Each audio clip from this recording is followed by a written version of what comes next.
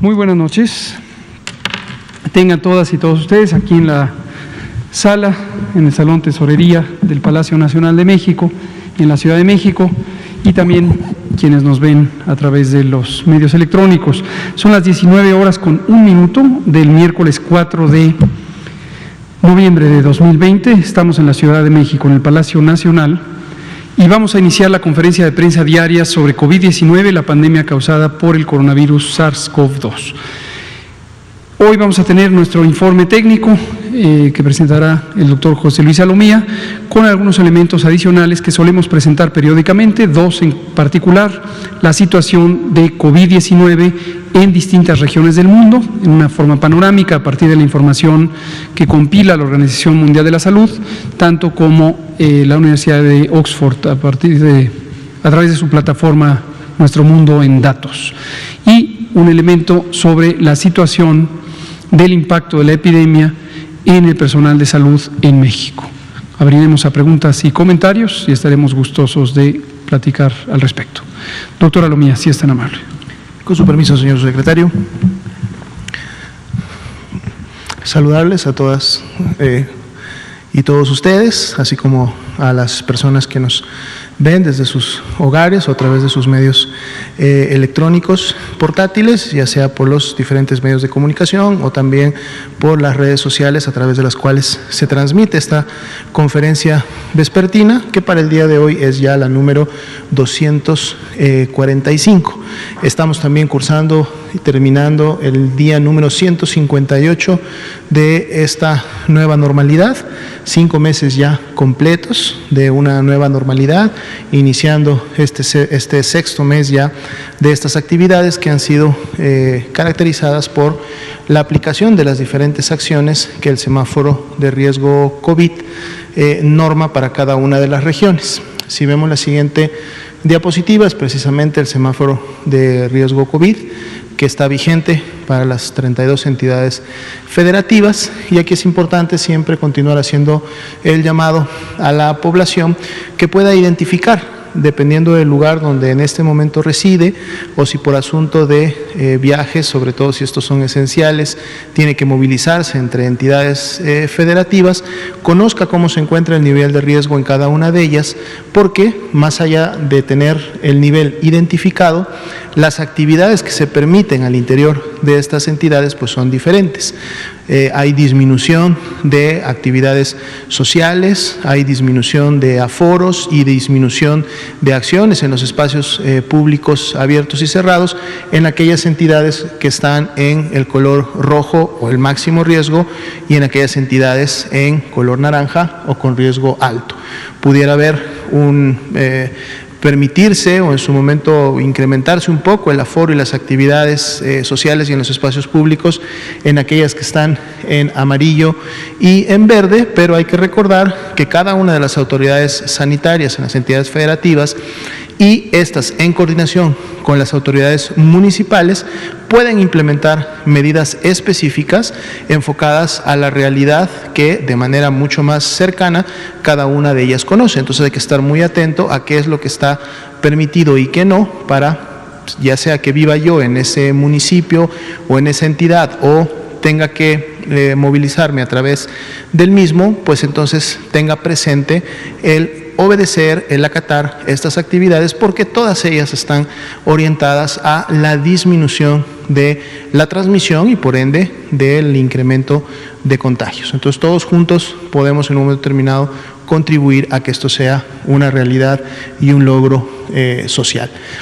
Veamos la siguiente diapositiva. Actualizamos los números para el día de hoy: más de 2.445.000 las personas clasificadas como casos sospechosos en todo el territorio nacional. y que por lo tanto han podido acceder no solamente a la atención médica y el seguimiento médico correspondiente, sino también a la toma de una prueba de laboratorio en la mayoría de ellas, y por lo tanto podemos tener entonces estos grupos que en su momento se forman de este gran total.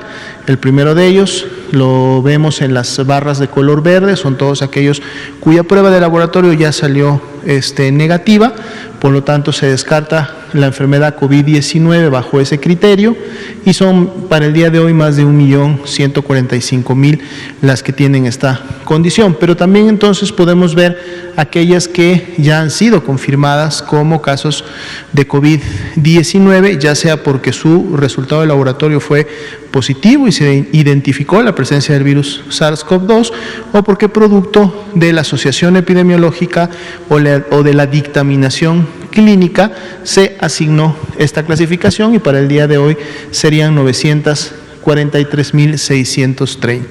Como parte de este mismo grupo, es decir, que se confirmó, que se dictaminó o se dio por asociación, también tenemos el grupo de personas que lamentablemente han fallecido a consecuencia de las complicaciones de COVID-19, que para el día de hoy también se actualiza la cifra a 93.228.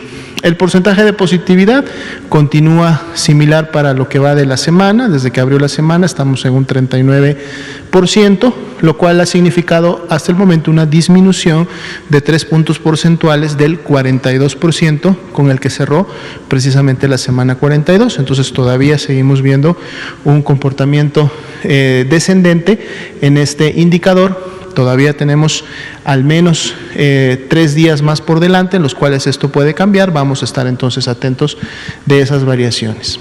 Veamos la siguiente diapositiva, donde están los casos estimados. Para el día de hoy, en efectos de la curva de casos estimados, que es la de color azul en la parte superior, la variación o el incremento que tenemos entre la semana 42 y 43 es de un más 3%, lo cual continúa entonces con la tendencia que vemos que se produce ya desde la semana 40. Para efectos de los casos recuperados, también vemos que sigue esta misma tendencia, aquí con la ventaja que, así como las personas continúan enfermando de COVID-19, también continúan recuperándose, y para el día de hoy ya son más de 697.000 las que se han recuperado de esta enfermedad. El indicador de casos activos se mantiene también en un 4%, no ha habido un incremento importante en relación a la epidemia activa en México, dado que son las personas que iniciaron con signos y síntomas en los últimos 14 días. Veamos la siguiente. Aquí tenemos el enfoque sobre la mortalidad y cómo ésta se ha presentado en las diferentes semanas epidemiológicas. Para el cambio entre las dos últimas semanas que vemos graficadas, es decir, entre la 42 y la 43, el incremento es de un más 13%, y esto representa un poco más de 300 defunciones ocurridas es de más para la semana 43 en comparación con la 42. Sin embargo, vemos que la disminución desde la semana en la que tuvimos la mayor cantidad de defunciones ocurridas en una semana, que fue la 28, todavía continúa siendo de un menos 49%, aún con estos incrementos o estos ligeros incrementos que hemos tenido en las últimas 2 semanas. En la medida que estos grupos que todavía no tienen un resultado de laboratorio o que están pendientes su clasificación final la obtengamos, algunos de ellos podrán ser descartados, pero otros serán también clasificados como casos confirmados, se irán sumando a la estadística. Sin embargo, el comportamiento que vemos en la línea superior, que es de un color rosa oscuro, pues ya contempla a todas estas personas, por lo tanto tenemos la mayor expectativa de lo que podría ocurrir en el comportamiento y su tendencia para cada una de las semanas. Vamos también a estar dando un seguimiento puntual a el comportamiento de estas barras. Veamos la siguiente diapositiva. El día de hoy vemos la ocupación y la disponibilidad hospitalaria en este gráfico, que además nos permite apreciar la tendencia y el comportamiento en los últimos días. Para efectos de la ocupación tanto de camas general como con ventilador a nivel nacional, las proporciones no han variado, siguen siendo las mismas del día de ayer, 33% de ocupación camas generales y 26% de ocupación de camas con ventilador. Sin embargo, sí podemos notar un poco en la tendencia que hasta la semana pasada veíamos una tendencia claramente ascendente. Empezamos a notar una estabilidad ya en la última semana, o sea, un comportamiento de meseta. En la medida que esta semana continúe graficándose, veremos si esa meseta puede mantenerse en esa estabilidad o inclusive pudiéramos empezar a observar una disminución. Las caídas que tenemos son precisamente los fines de semana, que para toda la curva vemos en cada una de ellas. Es un 32% la reducción que tenemos en la ocupación hospitalaria si la comparamos con el día en el que tuvimos la mayor cantidad de personas hospitalizadas, sabiendo también que en su momento, hace aproximadamente un mes, llegamos a tener una disminución que fue de hasta un menos 46%, y bueno, nos sirve también como indicador para ver qué tanto nos alejamos o nos empezamos nuevamente a acercar a esta disminución máxima lograda en algún momento de la epidemia. Veamos la siguiente diapositiva. Vamos a actualizar las cifras y el panorama internacional, un poco para ver cómo va la actividad pandémica en las regiones de la OMS. Ya veíamos la semana pasada cómo el continente europeo tomaba nuevamente la delantera en lo que se refiere a la actividad epidémica, es decir, a la epidemia activa, a las personas que han enfermado en los últimos 14 días. Para el día de hoy, prácticamente la mitad de todos los casos en el mundo que han enfermado en los últimos 14 días están en la región de Europa, 48.1%, y ahora con una menor cantidad, pero todavía conservando una segunda posición, estaría la región de las Américas con un 31.2%. La pandemia activa a nivel mundial representa un 13%, que es esa cantidad de personas con signos y síntomas en los últimos 14 días, del gran total de más ya de 46 millones de casos que se han confirmado a nivel mundial.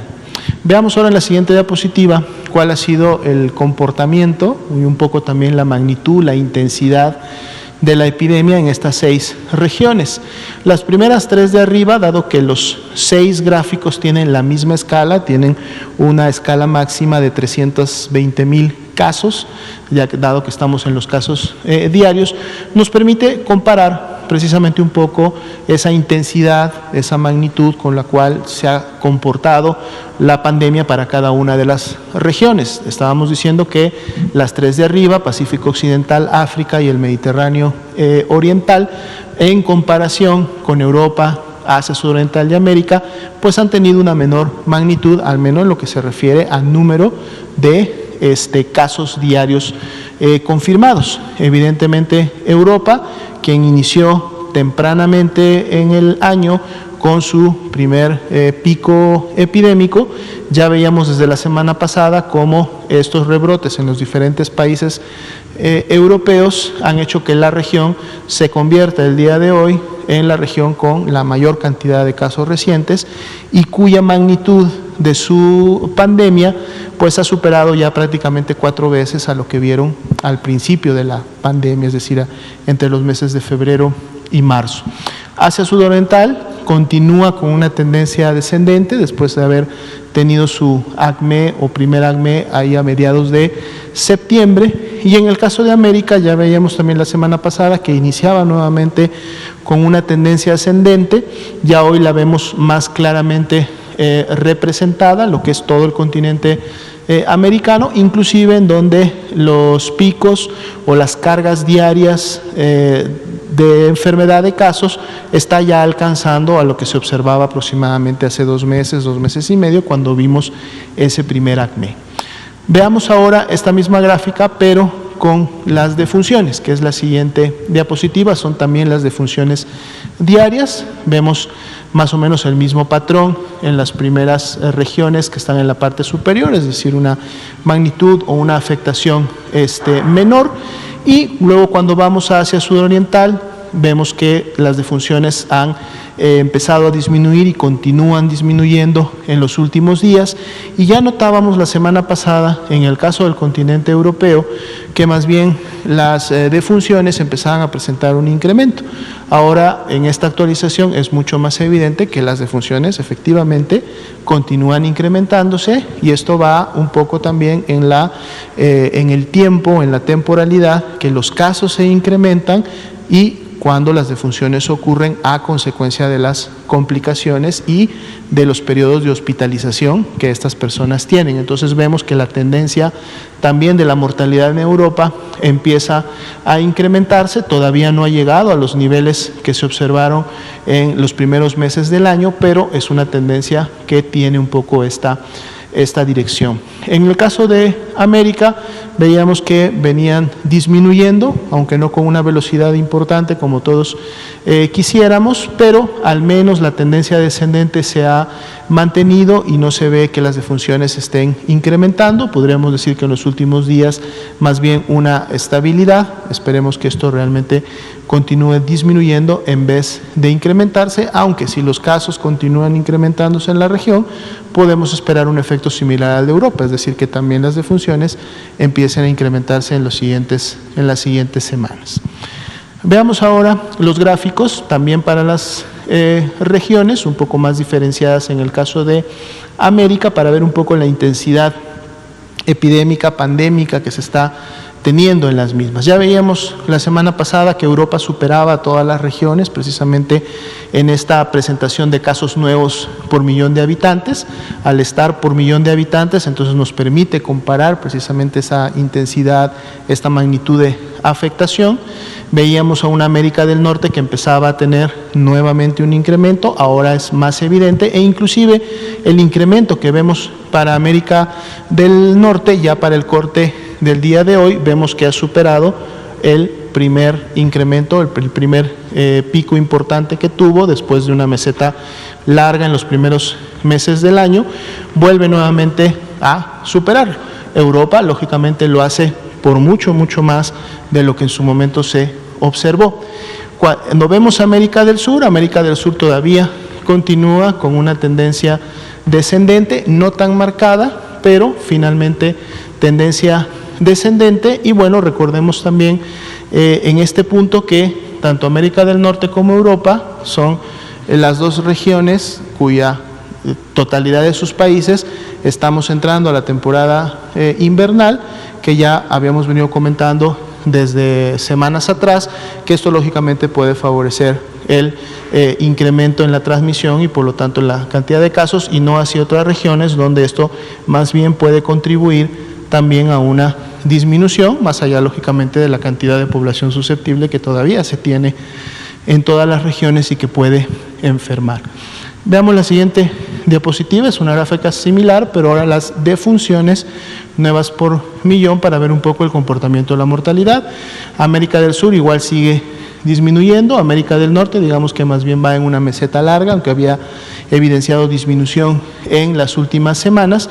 Y la semana pasada veíamos a Europa que llegaba más o menos por este nivel, o sea, todavía no superaba las Américas, se encontraba a punto de hacerlo, pero dado que traía una tendencia y una aceleración importante, decíamos la semana pasada, muy probablemente se va a convertir en materia de defunciones en la primera región, y efectivamente ya en el corte de esta semana y para los últimos días vemos cómo Europa ya ha superado a las otras regiones del mundo en la ocurrencia de defunciones nuevas por millón de habitantes, y lamentablemente la tendencia todavía está muy marcada como para en las siguientes semanas seguir o continuar este incremento que estamos observando.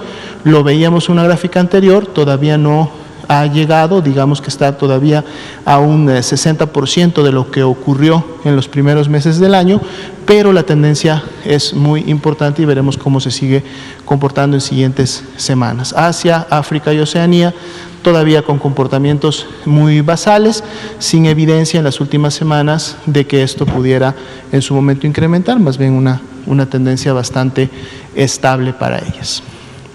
Veamos la siguiente diapositiva.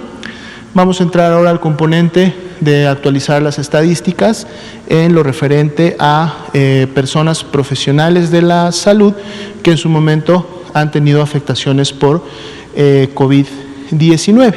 Aquí lo que podemos ver en la distribución de estas barras apiladas, dado que son 3 grupos para cada una de las barras y que están distribuidas por entidad federativa, en donde se atendió y se clasificó a estas personas profesionales de la salud, es un poco, podemos ver precisamente el enfoque o la atención que cada una de estas entidades ha tenido con los profesionales de la salud, porque si vemos la totalidad de la altura de la barra, más allá de que finalmente esta persona salió negativa, es decir, no tuvo COVID-19, finalmente significó un grupo de personas que cada una de las entidades estudió, que contempló en su estudio, que por lo tanto dio un seguimiento hasta obtener un resultado y hasta la curación. Y vemos que Ciudad de México y el Estado de México son las que más profesionales de la salud, al menos en números totales, ha estudiado, y de ahí, a partir de Jalisco y Nuevo León, tenemos una menor intensidad en este tipo de estudio, la cual va bajando en la medida que vamos caminando en las diferentes entidades.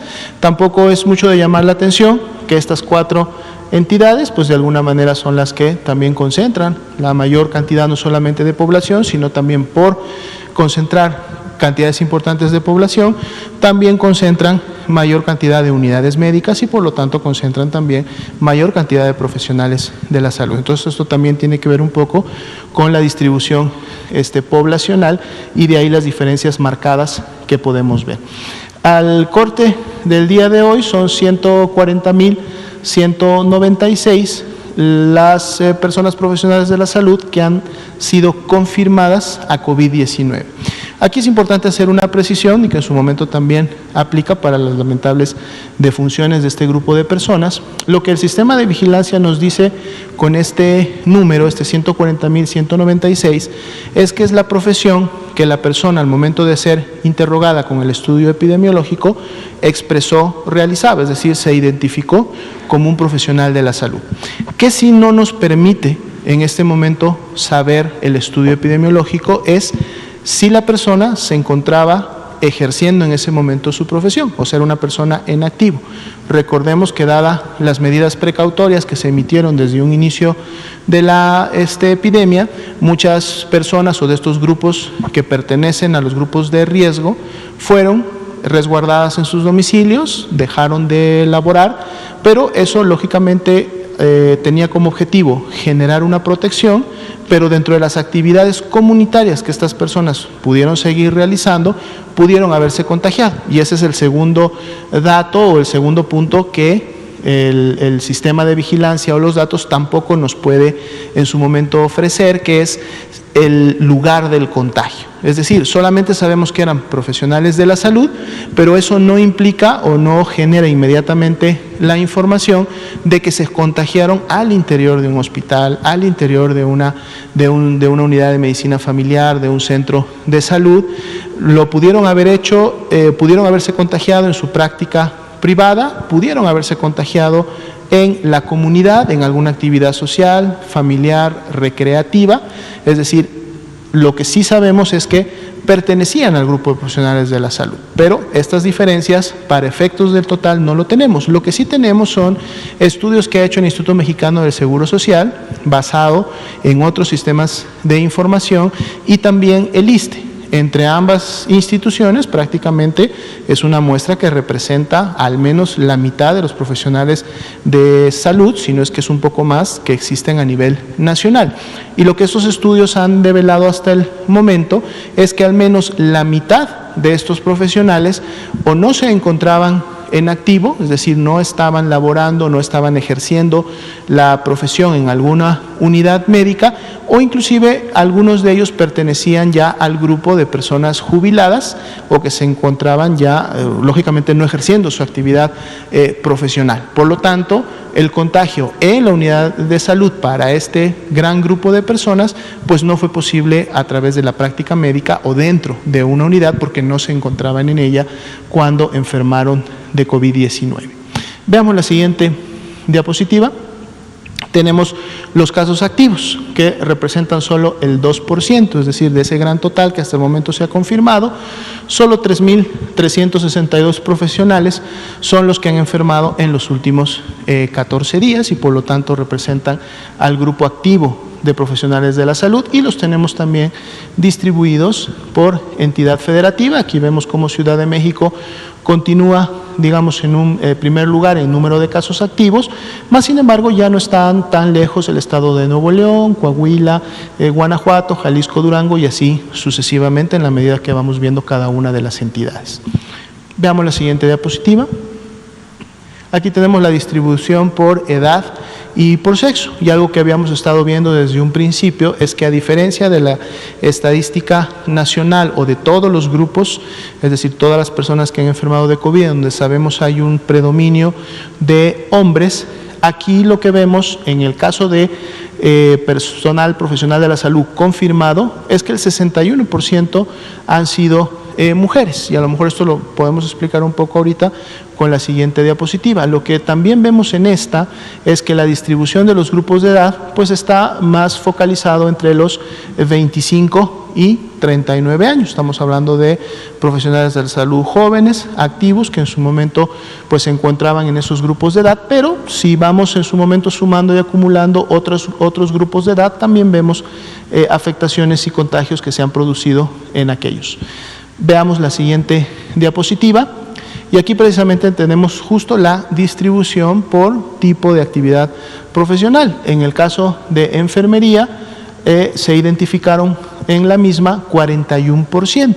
Si bien es cierto, en esta actividad tenemos tanto enfermeros como enfermeras, todavía sabemos que la mayor proporción de profesionales que ejercen esta actividad suelen ser mujeres, en una proporción bastante elevada. Y esto es lo que entonces podría explicar por qué, a diferencia de lo que vemos a nivel nacional, en afectaciones, dado que este es el grupo 41% más afectado, o que más se han contagiado de COVID en este caso, pues pudiera estar representando ese incremento en la población de mujeres.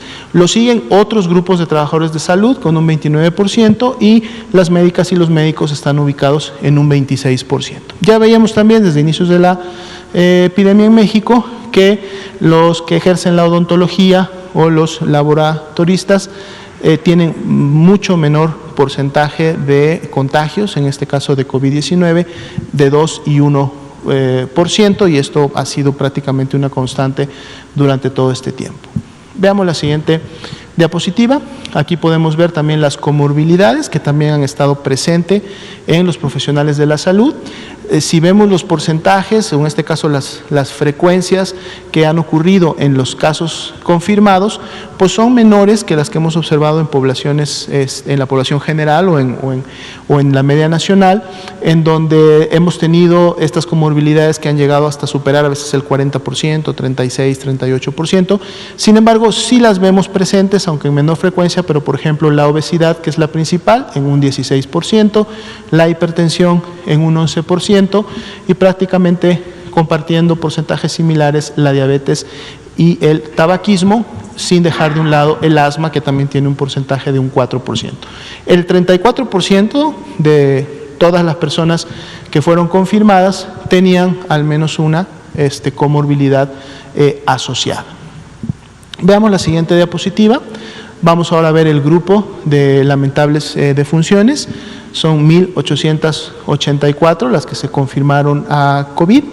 Esto es una letalidad en función de lo que se ha confirmado, alrededor del 2%, lo cual ha sido una de las letalidades más bajas para grupos específicos que hasta el momento tenemos registradas en el comportamiento y las afectaciones de la epidemia en México. Podemos ver la distribución de estos profesionales de la salud que lamentablemente fallecieron por cada una de las entidades federativas, y aquí podemos ver nuevamente un poco esta distribución que también puede estar en la base poblacional de donde se encuentran más concentrados estos grupos.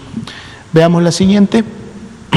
Vamos a ver la distribución por edad y sexo. Ya lo hemos visto en presentaciones previas, en donde tenemos un desplazamiento de la edad precisamente a los grupos de mayor edad. Aquí destaca el grupo de 60 a 64, pero prácticamente comparte una afectación similar ya desde los 55 a 59. Y aquí sí vemos una correlación con los datos nacionales, en donde la mayoría de estas personas que lamentablemente fallecieron son hombres, 70%, y si vemos la siguiente diapositiva, volvemos también a ver un poco la explicación de por qué aquí sí vemos una correlación con lo que vemos en las demás poblaciones, dado que el personal de enfermería representa solo un 18% de afectación en relación a las defunciones, y aquí sí el 48% de los fallecidos son personal médico. 29% otros trabajadores de la salud, y continuamos con una muy baja afectación lo que sería el personal de laboratorio y de odontología. Entonces esta sería la actualización para esta noche.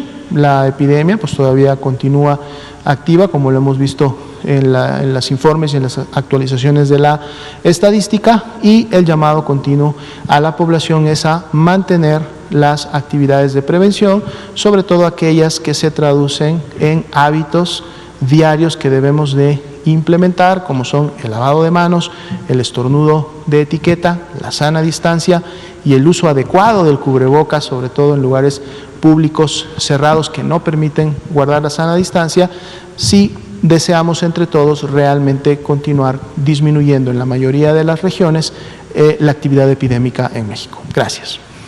Muchas gracias, doctor José Luis Salomía, director general de Epidemiología de la Secretaría de Salud del Gobierno de México. Vamos a empezar con preguntas y comentarios. Empezamos con Araceli Aranday, de Canal 11. Adelante, Araceli. Gracias, doctor. Preguntarle si me puede decir hasta el día de hoy cuántos procesos de vacunas, incluyendo la de CanSino, la de Johnson, la de Junten, si tuviera el dato, por favor, existen actualmente, pero que involucren al país. Y también sé que ayer comentó algo al respecto, pero me gustaría que comentara el proceso de escoger a las personas para estas pruebas de vacunación, porque nos comentaba que no son al azar, ¿no? Que tiene que haber un protocolo, pero este protocolo, ¿quién lo determina? ¿Lo determina la Secretaría de Salud o lo determina también la misma empresa farmacéutica? Y preguntarle también de los ensayos de CanSino. Marta Delgado había dicho que esta semana checó con CEDESA sobre las fechas. Entonces, si pudiera también tener estos datos, se lo voy a agradecer mucho. Gracias. Con mucho gusto. Gracias, Araceli, por estas preguntas. Vamos a retomar sobre este tema que ayer conversábamos y que seguramente requerirá varias pláticas y actualización conforme vaya avanzando el proceso. En términos generales, hay ciertas expectativas en al menos 143 proyectos de investigación en todo el mundo de posibles, vamos a llamarle precandidatos a vacunas. Uso término, no es un término formalmente establecido, yo le llamo precandidatos porque es un espectro muy amplio de desarrollo, desde algunos estudios experimentales de carácter molecular, es decir, que no involucran seres vivos, lo que técnicamente llamamos in vitro, en donde se están identificando posibles moléculas, posibles sustancias que pudieran convertirse en candidatos a una vacuna contra el COVID. Todo esto que vamos a hablar es sobre las vacunas contra COVID, contra el virus SARS-CoV-2.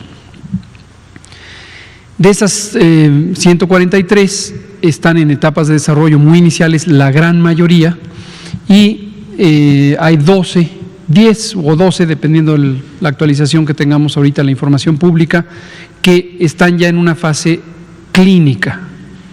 Y retomamos sobre lo que hemos explicado en otras ocasiones, el desarrollo de productos farmacéuticos, de productos para la salud, tanto preventivos, como es el caso de una vacuna, como curativos, como son una gran cantidad de los medicamentos, está muy bien establecido en el mundo entero.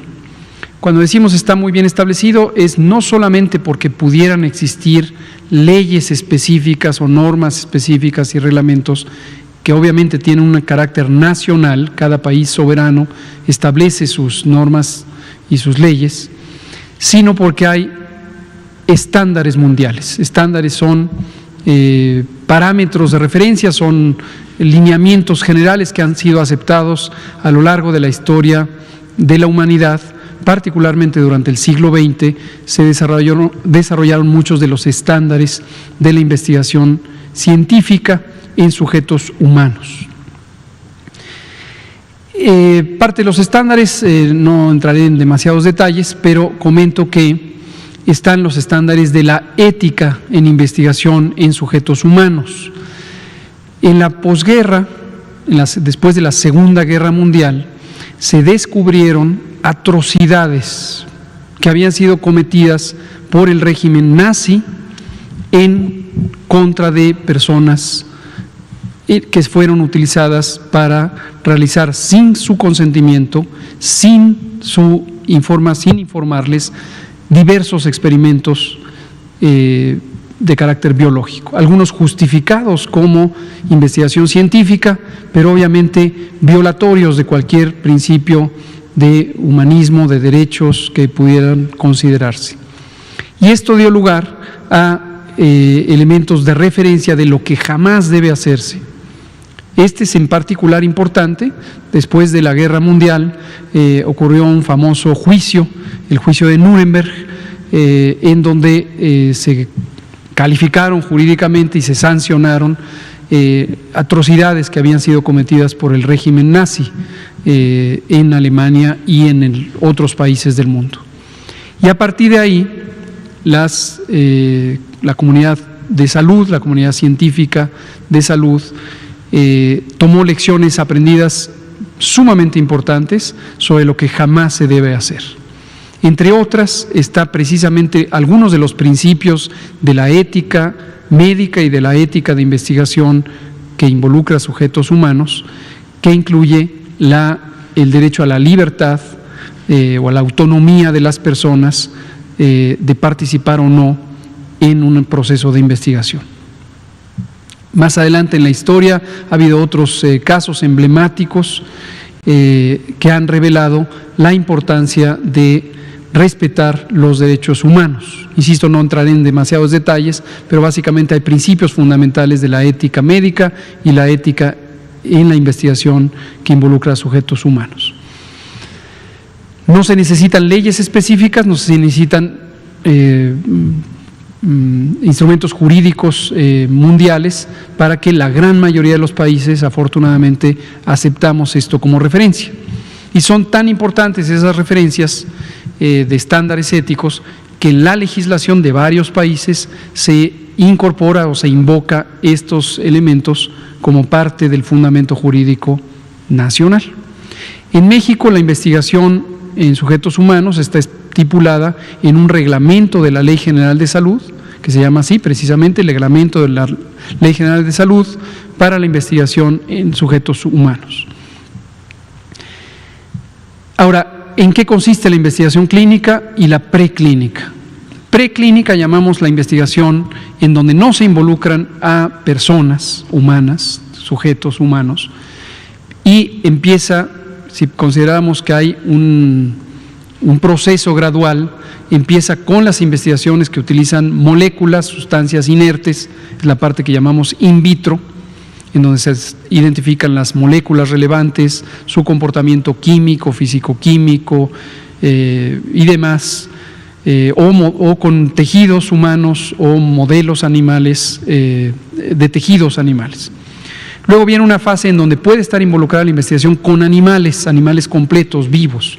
Y hay ciertas especies que, de acuerdo a sus características biológicas, pueden ser relevantes para realizar ciertos experimentos. Por supuesto que también existe la ética de investigación para el respeto de las especies animales, diferentes a los seres humanos, y deben ser escrupulosamente seguidos.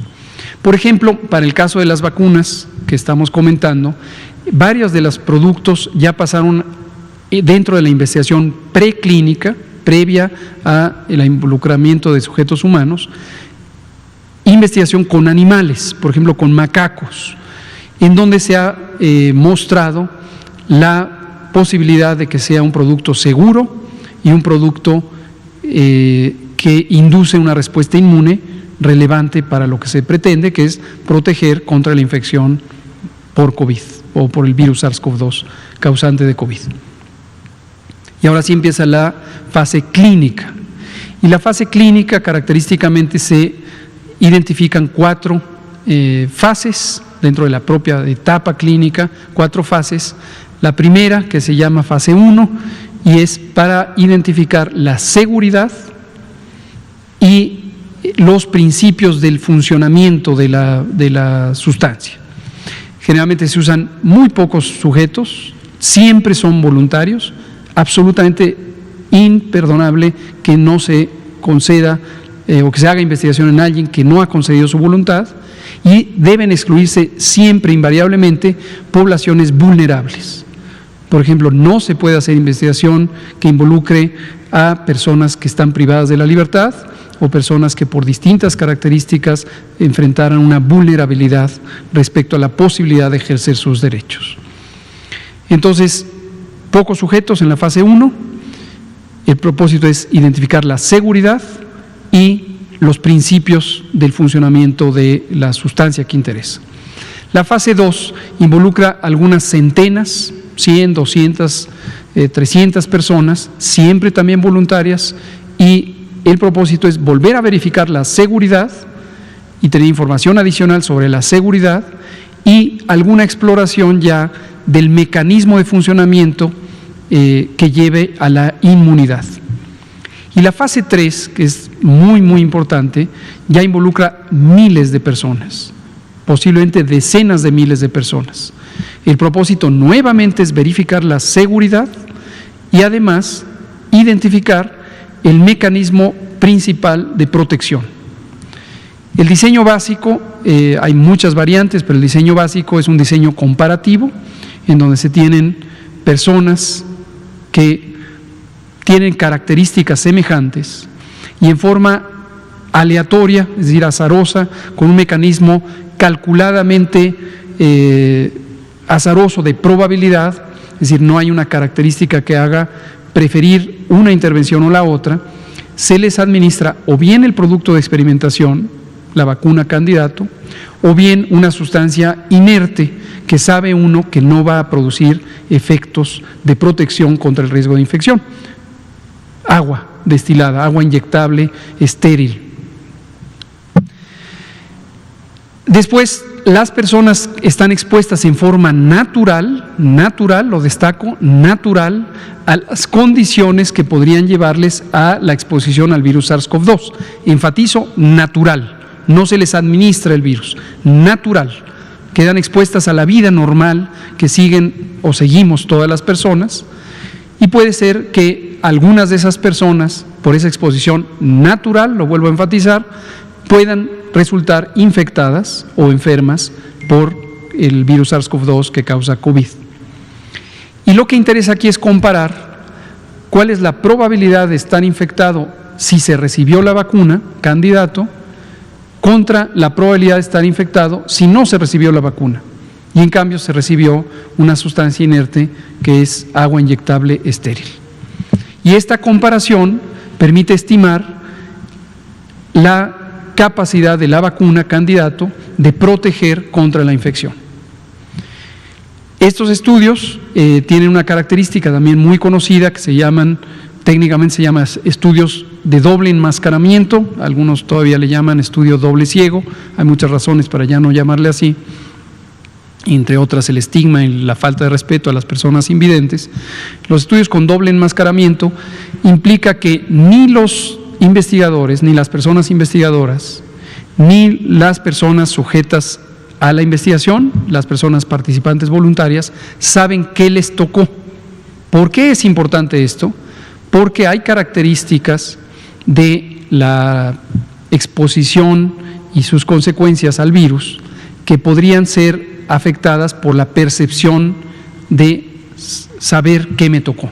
Por ejemplo, si a mí me pusieran la vacuna experimental, yo soy un sujeto que estoy participando en el estudio, podría ser que cambie mi conducta respecto al riesgo y a lo mejor me expongo más y salgo a la calle y voy a una fiesta y me reúno con personas y entonces cambio la realidad de lo que se quiere entender, que es la probabilidad de ser o no infectado. Es un diseño típico que se usa en la investigación farmacéutica. Ahora, sobre los criterios. Los criterios, que se llaman genéricamente criterios de selección, hay 3 elementos, unos se llaman criterios de inclusión, otros de exclusión y otros de eliminación respecto al estudio. No hablaré de los últimos. Los de inclusión es una lista de características que hacen que una persona pueda participar en el estudio, que sea elegible. Y esto generalmente lo que pretende es que la población que participa en el estudio represente a la población en donde interesa utilizar la vacuna. Por ejemplo, que haya una distribución de las condiciones de salud de una población que se parezca a la población de origen. No tendría caso seleccionar solamente personas, por ejemplo, jóvenes, saludables, cuando interesa conocer si la capacidad de protección de la vacuna involucra también a personas que no son tan jóvenes y que pudieran tener enfermedades. Los criterios de exclusión lo que pretenden es asegurarse que no entre al estudio nadie en quien pudiera haber un riesgo aumentado si participa en el estudio, al menos el estudio inicial. Por ejemplo, personas biológicamente vulnerables, personas con inmunosupresión grave, personas embarazadas, niñas y niños. Generalmente en el primer estudio, en el primer ensayo clínico de un producto de investigación farmacológica, se prefiere que no participen en el estudio. Y una vez que se tiene los resultados analizados de estos primeros estudios, insisto, uno de sus propósitos es garantizar la seguridad, entonces ya hay subestudios o estudios secundarios que pueden involucrar a otras personas con otras características. ¿Quién determina el diseño del estudio? Generalmente comunidades académicas que son ya sea contratadas o asociadas de las compañías farmacéuticas que proponen los productos y proponen los estudios. A veces estas comunidades académicas son seleccionadas solamente en los asociados primarios. Vamos a pensar, AstraZeneca está asociado con la Universidad de Oxford. Es natural que los diseños originales provengan de la Universidad de Oxford. Pero obviamente cuando se participa en investigación en otros países, debe involucrarse, y esto es también un estándar de buena conducta científica, no necesariamente de ética, involucrar a las personas investigadoras locales. Entonces, estas personas pueden contribuir a modificar el diseño del estudio. Un elemento adicional que es imprescindible tenerlo claro es que en todos los hospitales donde pudiera realizarse la investigación debe existir un comité de investigación. Estos comités están normados en el propio reglamento al que me he referido. COFEPRIS supervisa que existan y que estén bien documentados y que sean competentes, y el comité o la comisión de investigación tiene 3 ramas, una sobre métodos de investigación, generalmente llamada comité de investigación, otra sobre bioseguridad, que garantiza que no se corran riesgos de dispersión de agentes biológicos en condiciones inapropiadas, y la tercera de ética en investigación, que garantiza que los diseños del estudio y los protocolos y los instrumentos para el seguimiento de las personas garanticen los estándares de ética en la investigación. Estos comités tienen la facultad de exigir modificaciones a los protocolos o de rechazar que se realicen los protocolos en determinado hospital o sitio en particular.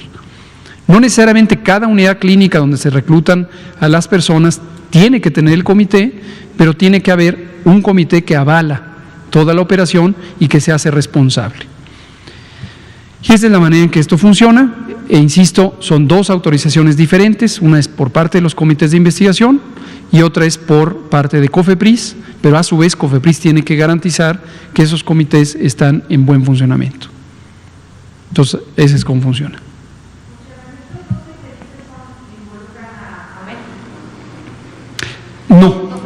No, 12 en el mundo.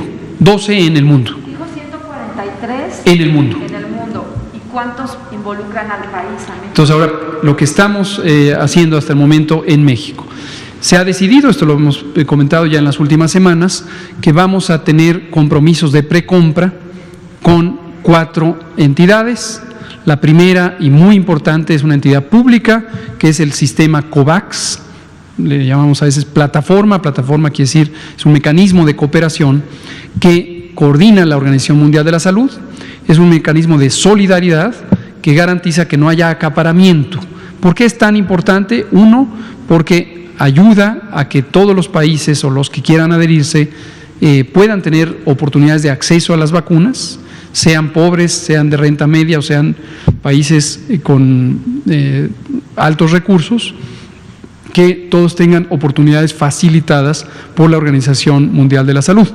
Es además motivo de orgullo porque el presidente López Obrador presentó una iniciativa muy tempranamente en la epidemia ante la Asamblea de Naciones Unidas, precisamente haciendo un llamado a que se establecieran mecanismos de cooperación que evitaran el acaparamiento de los insumos y en particular de la vacuna o de las posibles vacunas.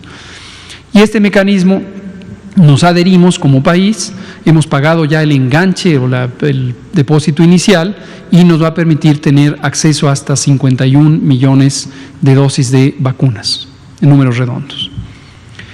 Pero pueden ser insuficientes para las necesidades del país. Afortunadamente tenemos capacidad financiera para explorar otros mecanismos y hemos explorado 3 negociaciones directas con igual número de laboratorios farmacéuticos: AstraZeneca, que fue presentado aquí en la conferencia matutina, Pfizer y CanSino, la compañía china de la que se ha hablado más recientemente. Estos se firmaron hace un par de semanas estos compromisos de precompra, lo que permiten es garantizar el acceso. No son todavía contratos, son compromisos que nos permiten, nos ayuda al Gobierno de México a tener un acceso oportuno y facilitado. En todos los casos, tanto para el mecanismo COVAX como para estos 3 laboratorios, es un asunto no negociable que si las vacunas no demuestran seguridad, calidad o eficacia, no pueden ser compradas y por supuesto utilizadas en nuestro país, y así procede, espero, todos los países del mundo en ese sentido, ¿no? Hay otro laboratorio farmacéutico que tiene residencia en México desde hace muchos años, Janssen, es una rama o filial de Johnson & Johnson, una compañía farmacéutica muy grande, que también propuso hacer ensayos clínicos en México. No se han firmado compromisos de precompra con Janssen, pero Johnson & Johnson, o esta compañía Janssen, está ya en una fase muy avanzada de exploración de las colaboraciones académicas con instituciones mexicanas. Su protocolo ya fue revisado por un comité integrado de ética, bioseguridad y investigación, y han sometido a la aprobación de COFEPRIS, y COFEPRIS ha autorizado ya su protocolo. Entonces están también a muy pocos días de iniciar su estudio fase 3. Entonces, en concreto, los que en este momento en México han sido aprobados son el de Janssen y el de CanSino, en ese orden de aparición sus solicitudes ante COFEPRIS. Gracias, Araceli. Daniela Pastrana, pie de página. Gracias, doctor. Buenas noches. Tengo una pregunta. Quiero saber si ustedes tienen datos de cuántas personas han contagiado o incluso fallecido en el programa de Quédate en México, que era el de asilo para migrantes que llegaron a Estados Unidos y tuvieron que seguir su proceso en México. Todo el año pasado fue todo un tema con el tema de la crisis de los aranceles. Entonces hubo un compromiso del Gobierno de México de recibir a estas personas mientras seguían su proceso en Estados Unidos, que pudieran permanecer en México. Entonces, uno es eso, si tienen los datos desglosados o si podemos tener acceso acceso a estos datos de cuántas personas han estado bajo la vigilancia del gobierno mexicano afectadas por la pandemia.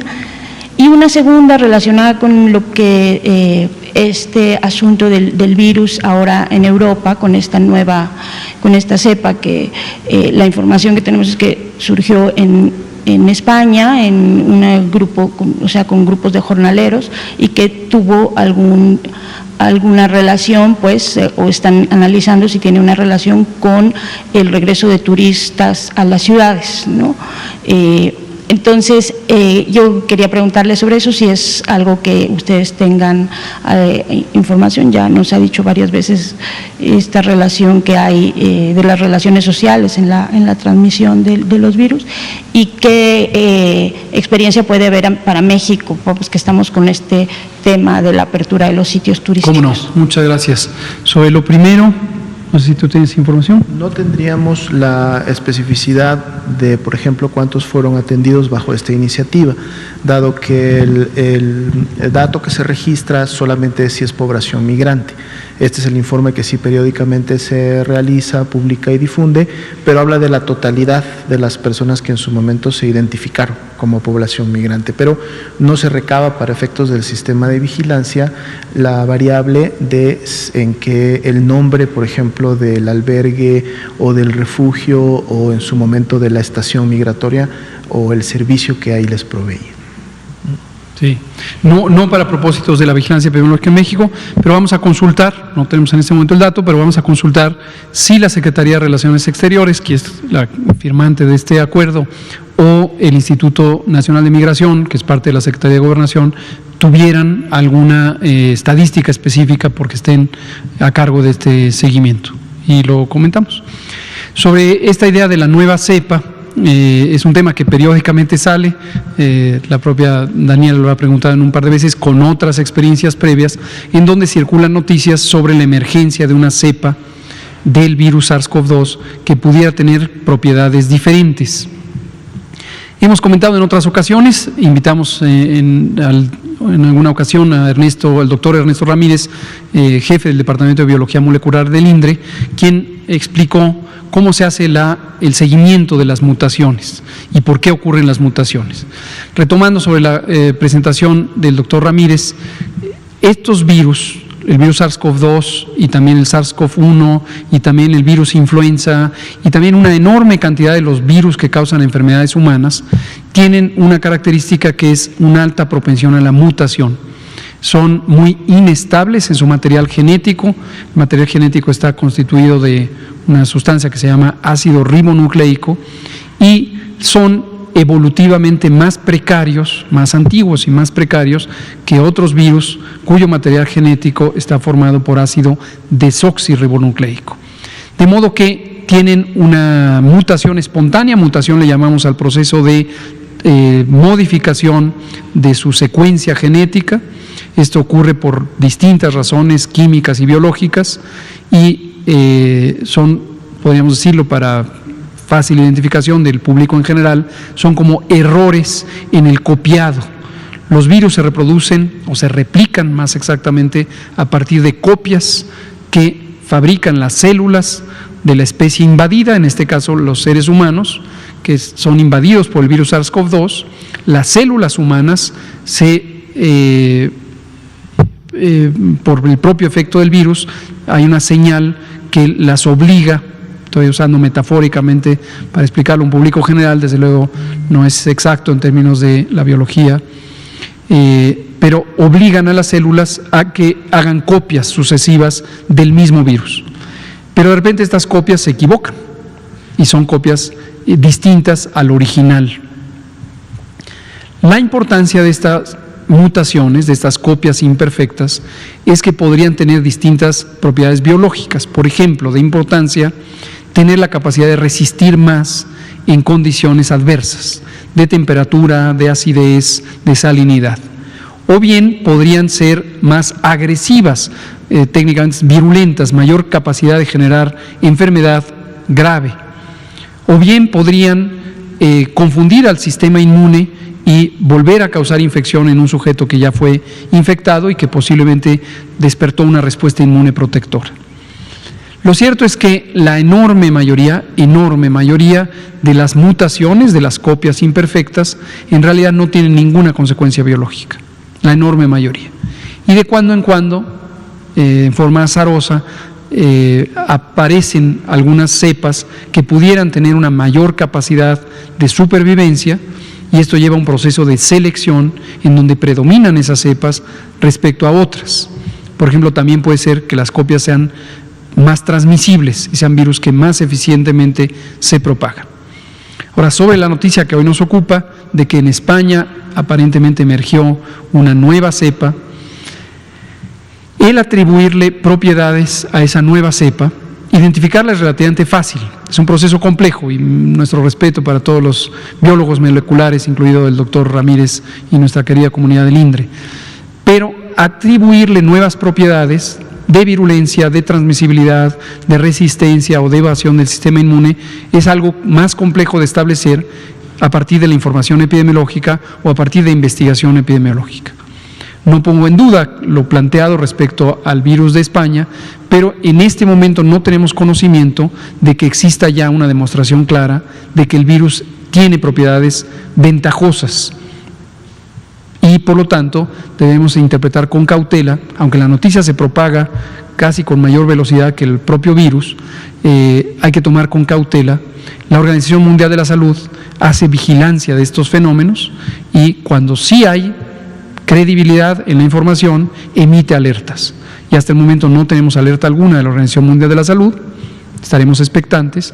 Desde luego, si esta alerta se emitiera, lo comunicaríamos de manera inmediata.